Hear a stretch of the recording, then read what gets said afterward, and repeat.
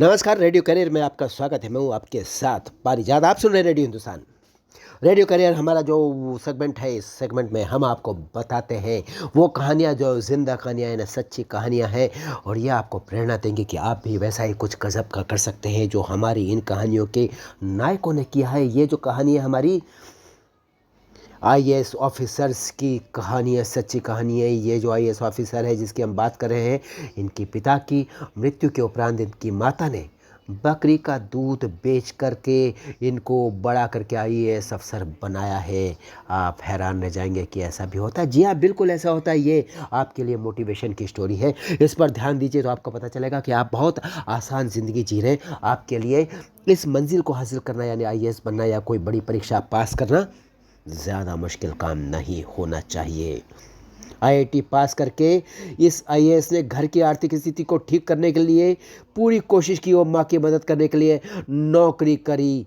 और उसके बाद जो हुआ, आज आपके सामने आईएएस अफसर बन गए हैं। लेकिन उस समय जब उन्होंने मम्मी की मदद के लिए नौकरी करने का फैसला किया था आईआईटी करने के बाद, तब उनकी जॉब कहाँ लगी थी? रिलायंस कंपनी में। शुरुआत इस तरह की हुई कि पिताजी नहीं रहे बचपन में। माता ने बकरी का दूध बेचा ताकि बच्चे को पढ़ाई करवा सके। उसके अंदर के सपने को जिंदा रखा। आईएएस बनने के लिए बच्चे ने भी दिन रात मेहनत करी। जब घर की आर्थिक स्थिति अच्छी नहीं होती है ना, तो मेहनत करना भी बहुत मुश्किल काम होता है, क्योंकि तब ज़िंदगी से आपको दूसरे लेवल पर बहुत सारी लड़ाइयाँ करनी पड़ती हैं। ये ऐसे आईएएस अफसर की कहानी हम आपको पेश कर रहे हैं जिनके पिता के न रहने पर उनकी माँ को घर का खर्च चलाने के लिए बकरी पालनी पड़ी, उसका दूध बेचना पड़ा, क्योंकि उस पैसे से उन्होंने उसकी फीस भरी अपने बच्चे की। बिहार की कहानी है और हमारा हीरो है विशाल कुमार, जो आईएएस अफसर बना है। यूपीएससी की परीक्षा में इस बार 484वें नंबर पर आए हैं विशाल की पढ़ाई की अगर हम बात करें तो 2011 में 10वीं कक्षा की उन्होंने परीक्षा दी थी, और 11 साल बाद आज वो देश के एडमिनिस्ट्रेटिव ऑफिसर बन चुके हैं 2022 में।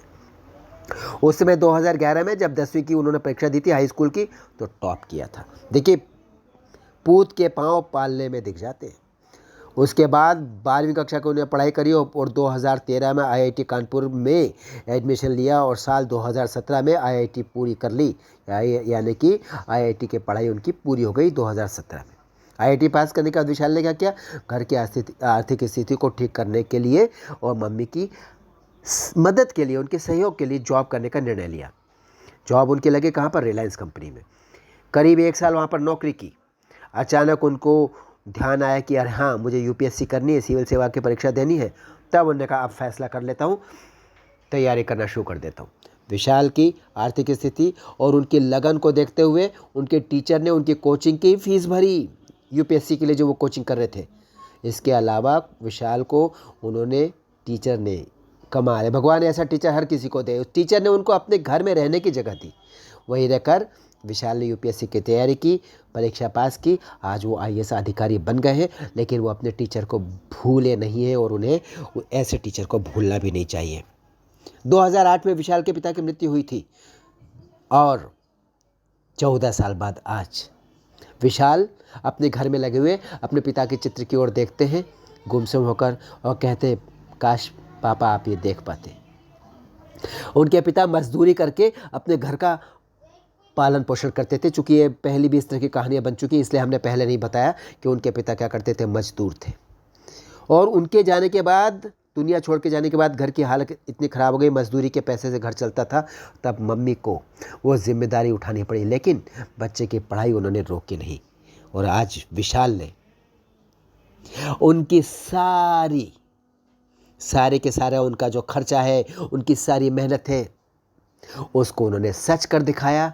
आज माँ का कलेजा खुश है, माँ की आंखें भर जाती हैं जब वो याद करती है वो पूरा दिन को और देखती है आज उनके बेटे ने उनके सपने को पूरा कर दिया। आप भी कर सकते हैं अपने घर वालों का सपना पूरा इसी तरह से, क्योंकि आपकी आर्थिक स्थिति इनसे काफ़ी बेहतर होगी। चलता हूँ, हमेशा की तरह कहूँगा आपसे, पानी बचाइए, सबको सिखाइए, पेड़ लगाइए, सबको सिखाइए, करते रहिए काम, बोलते रहिए जय श्री राम, और सुनते रहिए रेडियो हिंदुस्तान।